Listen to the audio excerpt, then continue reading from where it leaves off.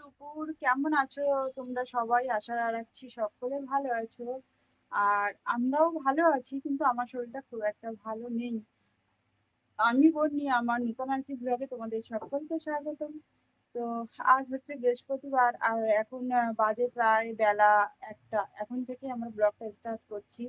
আর আজকে জানো তো আমার শরীরটা না একদমও ভালো না, তো ওই জন্য সকাল থেকে আর ভিডিও কিছু করতে পারিনি। তো দুপুরবেলা থেকেই ভিডিওটা শুরু করছি, তো তোমরা দেখতে থাকো।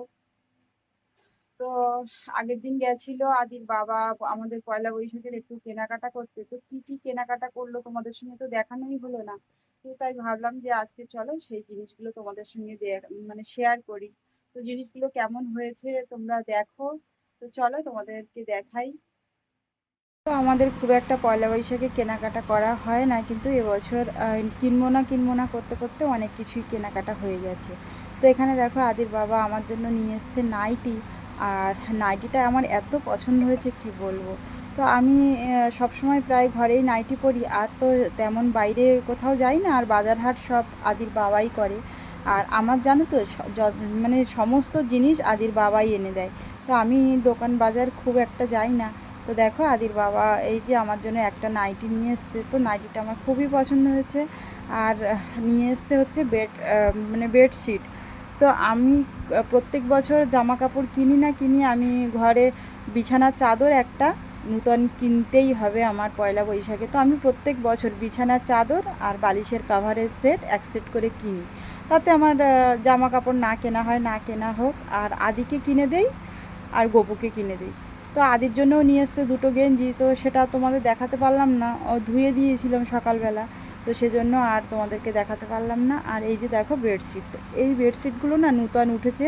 দোকানে বলল যে সিটি কটন না কি বলে না, তো সেইগুলো ভালো, মানে নরম মতো আছে দেখছি, কিন্তু সুতির না। আর আমাদের এবছর কেনাকাটার ভিতরে জামা কাপড় কেনাকাটা কম হয়েছে, কিন্তু জুতোর কেনাকাটা খুব বেশি হয়ে গেছে। কারণ কি বলো তো, আদির বাবা গেছিলো খাদিমসের শোরুমে। তো ওখানে ওনাকে বলা হয়েছে যে মানে 3 জনের জন্য 3 জোড়া জুতো আনতে, কিন্তু ওই যে ধরে আনতে বললে আদির বাবা তো বেঁধে আনে, এটা ওর স্বভাব। তো দেখো আমি আনতে বলেছি 3 জোড়া আর ও এনেছে 6 জোড়া।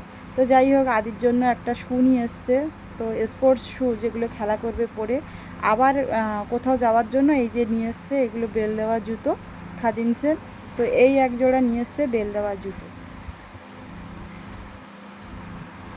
তো অনেক জুতো কিন্তু বাড়িতে আছে, তারপরেও এতটা জুতো নিয়ে এসছে। আমি মানে অনেকবার বলেছি যে 3 জোড়াই জুতো নিয়ে আসবে, তার বেশি নিয়ে আসবে না। আর এই যে দেখো এটা আবার আমার জন্য নিয়ে এসছে। তো আমার ঘরে জুতো আছে অনেক, তবুও আমার জন্য এই এক জোড়া নিয়ে এসছে। বললো যে কালারটা খুব পছন্দ হয়েছিল তাই নিয়ে এসেছি। তো ওনাকে কোথাও পাঠালে বাজারে যদি কোনো জিনিস ওনার চোখে ভালো লাগে তো সেটা কিনে নিয়ে বাড়ি চলে আসে, যে তোমার থাকুক চাই না থাকুক। তো যাই হোক এনেছে, গুছিয়ে পরতে হবে, না পরলে আবার উনি আবার একটু কষ্ট পাবেন। আর এই যে দেখো আদির জন্য 2 জোড়া জুতো, আমার জন্য 1 জোড়া, আর ওনার জন্য 1 জোড়া নিয়ে এসছে। এই যে এই জুতো আগেও উনি পরেছে, তো আগে পরেছিল সেটা হচ্ছে একটু চিকন ফিতে, আর এইটা একটু চওড়া ফিতে। কিন্তু জুতোর কালারগুলো ভালো মোটামুটি। তো আমার তো খুবই পছন্দ হয়েছে, তোমাদের কেমন হয়েছে অবশ্যই জানিও। আর আদির বাবা না চয়েসটা খুব সুন্দরই করে, ওর জন্য আমার পুজোর সময় বলো আর অন্য সময় বলো আমার নাইটি কিংবা শাড়ি সমস্ত সব কিছু ওই কিনে এনে দেয়। আমি কোথাও যাই না, বাজারঘাট আমি মোটেই যাই না। তো ওটা আদির বাবার জুতো গেল। আর এই যে আদির জন্য স্কুল শ্যু নিয়ে এসছে। তো বললাম যে স্কুল শ্যু তো আছে, তো আবার নিয়ে আসলে বলে 2 জোড়া এনে রেখে দিলাম, মানে পরে যদি আবার না পাওয়া যায়। তো আমাদের এবছরের পয়লা বৈশাখের হচ্ছে কেনাকাটা এই। তো কেমন হয়েছে তোমরা অবশ্যই কমেন্ট করে জানিও, আর তোমরা কি কি কিনলে সেটাও জানিও। আর জানো তো সারাটা রাত না আমি হাত পা যন্ত্রণায় ঘুমাতে পারিনি। তো আমার যে ওই কোমরে স্পন্ডালাইসিস আছে, তো ওই মাঝে মাঝে এত ব্যথা হয় তখন আর উঠে দাঁড়াতে পারি না। তো আজকের আর তেমন কিছু রান্না করিনি, আদির বাবাও বাজারে যায়নি। তো আজের বাবার ছুটি হচ্ছে না, আগের দিন ছুটি গেল আর এর ভিতরে ছুটি হচ্ছে না, তো তার জন্য নিরামিষ রান্না করলাম। ভেন্ডি আলু আর কাঁচা আম দিয়ে টক রান্না করেছি।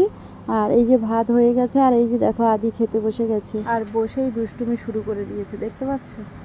আর তোমাদেরকে একটা সুন্দর জিনিস দেখাবো বলে ভাবছিলাম কদিন ধরে, তো তখন ছোট ছিল দেখাইনি, এখন দেখাচ্ছি। তো এই যে দেখো আমাদের ফ্ল্যাটের পাশেই হয়েছে, তো একদম কলা গাছের মতো দেখতে, আর তার থেকে ঠিক এরকম ধরনের ফুল বেরিয়েছে। তো এর নাম জানি না। তো দেখো প্রাকৃতিক সৌন্দর্য কি অপরূপ, তাই না? তো তোমরা যদি কেউ এটার নাম জানো অবশ্যই কমেন্ট করে জানিও। আর জানো তো, কাল জানি না ভিডিও দিতে পারবো কি না, শরীরটা এত খারাপ, উঠে দাঁড়াতেই পারছি না, কোমরটা খুব যন্ত্রণা করছে। তো দেখা যাক কি করি। তো আজকে ভিডিওটাও সেভাবে করতে পারিনি, তো যতটুকু করেছি তোমাদের সঙ্গে শেয়ার করলাম। তো কেমন হয়েছে অবশ্যই কমেন্ট করে জানিও। আর সবাই ভালো থেকো, সুস্থ থেকো। আবার কাল দেখা হচ্ছে।